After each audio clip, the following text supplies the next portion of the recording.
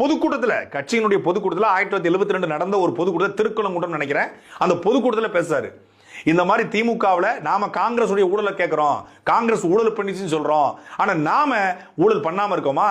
நம்ம குடிசை வீட்டில் இருந்தவன் எப்படி மாடி வீட்டுக்கு வந்தோம், நம்ம சாதாரண சைக்கிள் வச்சுங்க நீங்க எப்படி கார் வச்சிருக்கோம், இதுக்கு காரணம் என்ன அப்படிங்கிறத கேட்டதுனால தான் கட்சிக்குள்ள பிரச்சனை வந்து அவர் உடனடியாக 23 உறுப்பினர்களை கூட்டி கருணாநிதி அவசரமாக அவரை கட்சி விட்டு நீக்கிறார். கட்சி விட்டு நீக்கின உடனே அடங்கல, ஓய்ந்து உட்காரல, பயப்படல. உடனடியாக மதுரையில் மிகப்பெரிய மாநாடு, மதுரை தமுக்க மைதானத்தில். உங்களுக்கு என்ன கூட்டம்? சேர உடைக்காத, கிரீஸ தடவாத, மேலே ஏறாத, எந்த மாதிரியான அயோக்கியத்தன வேலையிலும் ஈடுபடாத ஒரு பெருங்கூட்டம் தமிழ்நாட்டில் எம்ஜிஆருக்கு கூடியது. அப்படி நேர்மையாக இருந்த அந்த கட்சியிலிருந்து வெளியேறி 1967 பிறகு ஒரு சொத்தே வாங்கல. அதுக்கப்புறம் படம் நடிச்சாரு, அதுக்கப்புறம் மிகப்பெரிய வெற்றி படங்கள் இருந்துச்சு. அவரே கதை எழுதி, வசனம் எழுதி, தயாரித்து, இயக்கி நடிச்சிருக்காரு, கோடி கோடியா சம்பாதிச்சிருக்காரு. ஆனா அந்த பணத்துல ஒத்த ரூபா கொடுத்து ஒரு இடம் கூட வாங்கல. 1967 முன்னாடி அவர் பொது வாழ்க்கைக்கு நேரடியாக வருவதற்கு முன்னாடி வாங்கின சொத்துக்கள் தான். அந்த சொத்துக்களையும் ஏழை எளிய மக்களுக்கு எழுதி கொடுத்துட்டு போயிட்டாரு. தன் கூட இருந்த நண்பர்களுக்கு, தன் கூட இருந்த கட்சிக்காரங்க எழுதிட்டாரு. இன்னொன்னு சொத்து இருக்கு. அந்த சொத்தை என்ன பண்றாரு அப்படின்னா, இன்னொரு சொத்துனா அது சத்யா ஸ்டுடியோஸ்.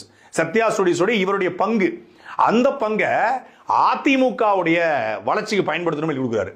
ஒருவேளை தனக்கு பிறகு அதிமுக பிளவுபட்டாலோ, கட்சி கலைக்கப்பட்டாலோ, அது மீண்டும் இந்த ராமாபுரம் தோட்டத்தில் இருக்கக்கூடிய காதுகளாத பள்ளிக்கே வர வேண்டும் என்றார். கட்சி ரெண்டா உடஞ்சிருது. அதனால திருப்பி அந்த சொத்துக்களும், அந்த சத்யா ஸ்டுடியோஸ்ல ஈடுபட்ட பங்குகளும் திருப்பி இந்த ராமாபுரம் தோட்டத்தில் செயல்படக்கூடிய காதுகளாத பள்ளிக்கு வருகிறது. அந்த அளவுக்கு ஏழை எளிய மக்கள் மீது பற்று கொண்டு தன்னுடைய ஒவ்வொரு காசும் ஏழை எளிய மக்களுக்கு போய் சேர வேண்டும், அனாதைகளுக்கு, வறியவர்களுக்கு, ஆதரவற்றவர்களுக்கு போய் சேரணும்னு நினைச்ச அந்த தலைவரை உங்களோட ஒப்பிடலாமா? இது நீங்க அவரை அவமானப்படுத்துவது போல இல்லையா? எம்ஜிஆர் சாதாரணமா ஜெயிச்சரல.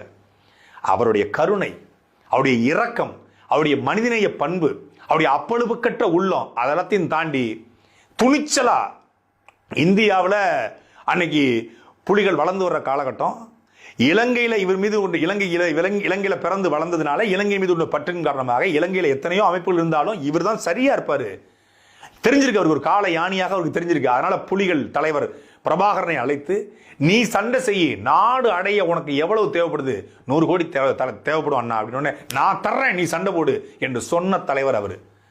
அந்த ஈழத்தை பத்தியோ அந்த தலைவரை பத்தியோ பேசுகிற ஆற்றலும் துணிச்சலும் தைரியமும் உங்களுக்கு உண்டா?